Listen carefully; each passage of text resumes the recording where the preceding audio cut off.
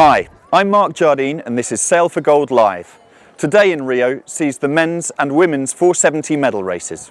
Last night I spoke to Andy Rice, who's out in Rio, to give me the lowdown on all the action out on the water. I'm talking to Andy Rice, who's out in Rio on Super Tuesday. First of all, in the laser radials, no medal for Great Britain. Alison Young finished in 8th position, but a superb silver for Ireland's Annalise Murphy. And it could have been even more. It was not that Annalise Murphy was feeling that. She was just happy to get that monkey off her back from 4 years ago, London 2012, when she came so close to winning a medal but came away with nothing.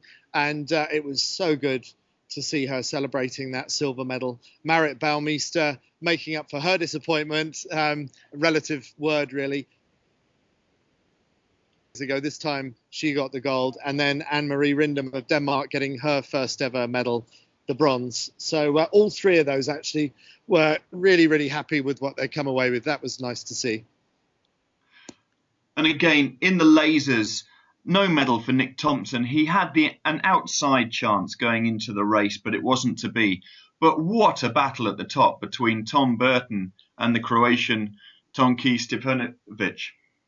Yes, and I asked Tonči Stepanovic just now in the press conference, given the benefit of hindsight, would he do again what he did, which was to take the fight to Tom Burton, the only guy that could challenge him for the gold. He did the old match racing thing that so many times in the past we've seen the Brits dishing out that kind of treatment.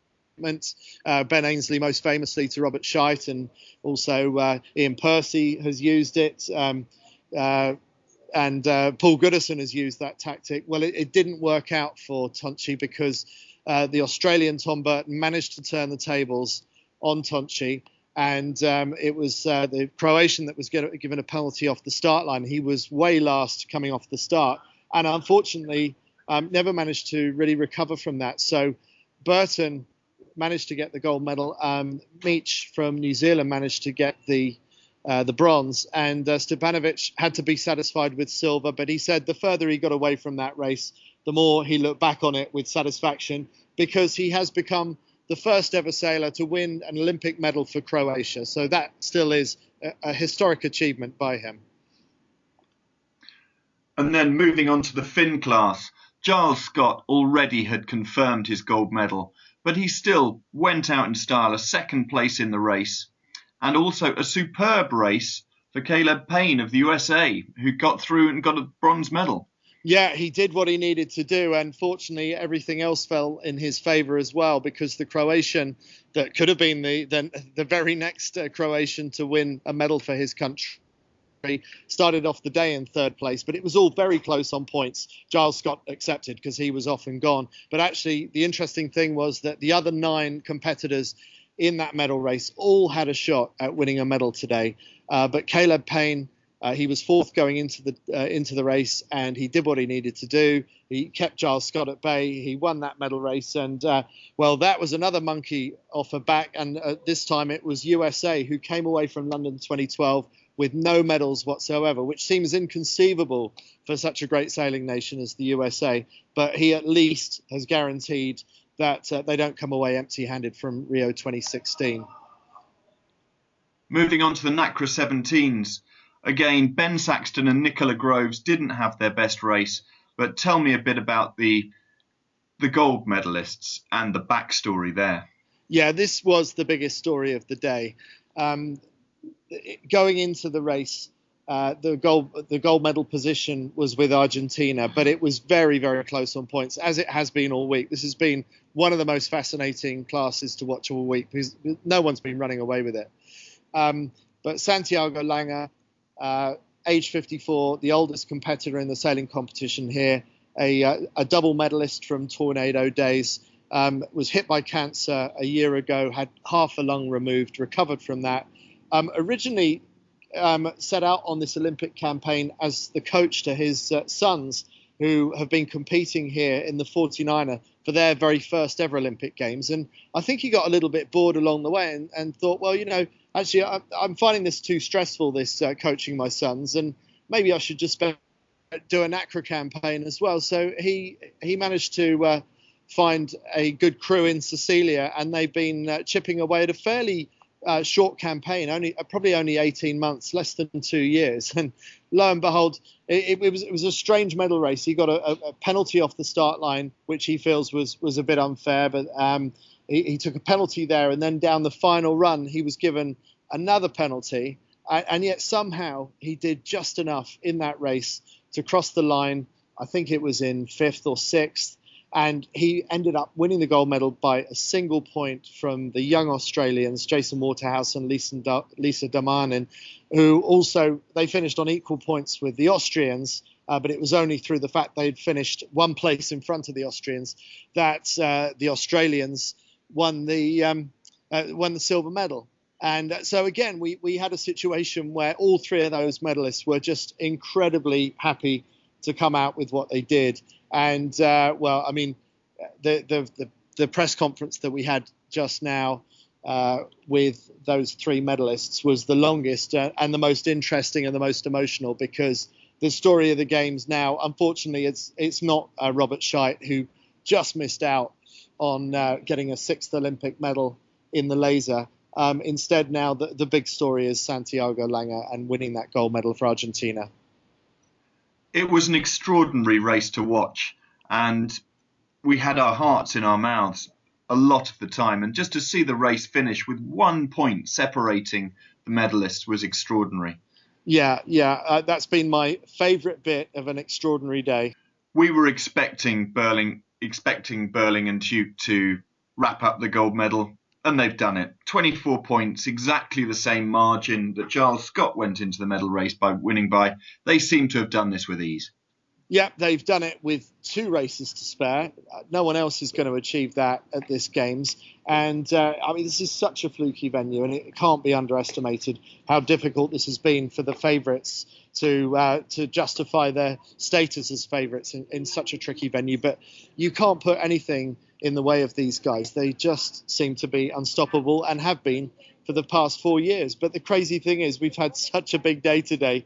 It's barely registered on the Richter scale what they've achieved. That's the downside of having such a big day, is the people don't really seem to get their day in the sun on a day like today.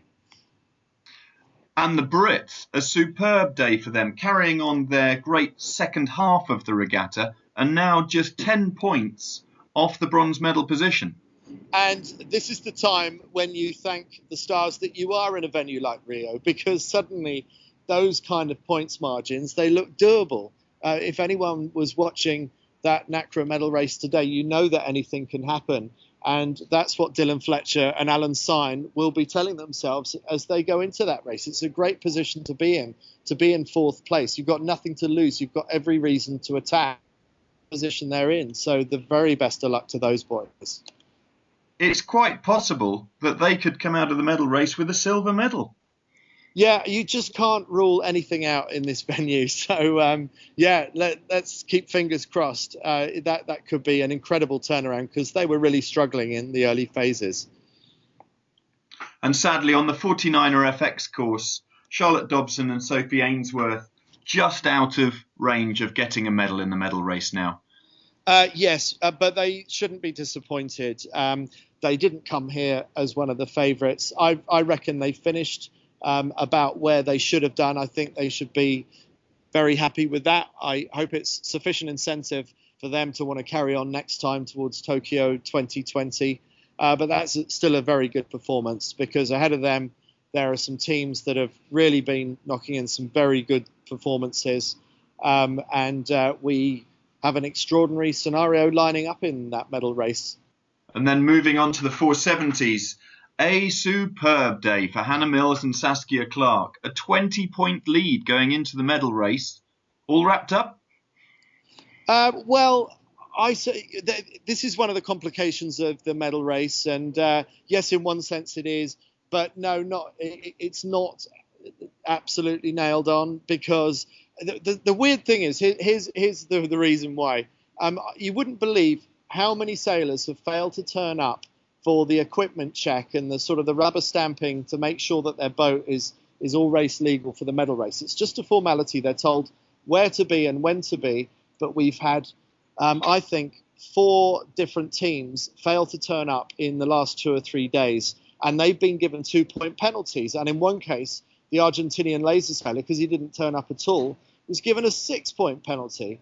Now, in only one of those cases, the RSX windsurfer in the men's windsurfing, Byron Kokolanis from Greece, had a reasonable chance of a medal. And he gave himself an extra 2 points disadvantage going into that race. You'd think that anyone who's pretty much got a gold medal in the bag, such as our girls do, is going to make darn well sure that they get in the taxi a little bit earlier than they need to and make sure that they, or at least their coach, is in the right place at the right time. Somehow, I don't think Team GBR is going to let something like that slip by. So yes, technically they haven't got the gold medal in the bag, but it's all over bar the shouting, and I'm sure that they are having a drink of their favourite tipple this evening. As you say, I really hope someone at Team GB is going to point them in the right direction for that. Over on the men's 470 course, it was a really good day for Luke Patience and Chris Grube, but just not quite enough to get through to be in contention for a medal. No, it just comes back to these the UFD disqualification for being over the line.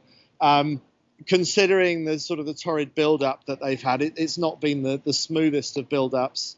Poor old Elliot Willis, who contracted cancer and wasn't even able to come to these games. He was originally due to sail with Luke Patience, and Chris Grube stepped into the breach at the beginning of this year. With all that taken into account, it's been a pretty good campaign, which at times showed real medal promise. And they probably haven't had enough time to sort of work through everything they needed to do for a venue like Rio, which can throw so many curveballs at you. I think if they'd had more racing out on the open ocean in steadier breeze, a little bit more like what London 2012 was when Luke won the silver medal with Stu Bithell, I think maybe still be very pleased with their campaign. We really hope they're back for another campaign, because Luke Patience is worth it just for his quotes alone. Yeah, he is my favourite guy to interview. The stuff he comes up with, you could make a whole audio book out of it, and you could sell it for good money. Well, Andy, once again, it's been superb to talk to you and hear the insight from Rio. Many thanks for your time. Thanks, Mark. We spoke to Giles Scott after he finished second in the medal race, confirming his gold medal. It's certainly been a tough old week, and to be stood here now, having done the ceremony and have a gold medal, it's a pretty cool thing, really. I really didn't expect it, especially after my first day. Getting that 17th in the opening race really wasn't the way I wanted to start the week, but to pull together a series that was so consistent and that inevitably ended up putting me that 24 points clear, it just made the last 2 days the best they could possibly be, just so relaxed, and it just allowed me to really enjoy the end of the week. Put it this way, I wouldn't have wanted to have had it deciding my medals. It's a really, really tricky race course. The wind is pretty unpredictable, and today for our medal race was no different to that. There was, it was a very tricky race to do, but to be going into it pretty carefree was very nice, and to finish it off with a second place is even better. It's great to see when you look over to the supporters beach and see so many British flags, and with them all huddled together in such a tight-knit group was nice as well. So yeah, I hope they had as much fun as I did. First off is Matt, my coach. We've obviously worked very, very closely together, and we've thought long and hard over the past 4 years about how best to come here with the best chance of winning, and this is just such it just brings it all to a head, really. It just justifies every single decision that we've made, and to be here with a gold medal at the back end of it is just great. And the wider support team as well, all the support staff as part of the British sailing team and out here as part of Team GB, it really has been been quite the event. Many thanks for watching. If you have any questions, then use the hashtag SailForGold on Facebook or Twitter. Watch again tomorrow, same time.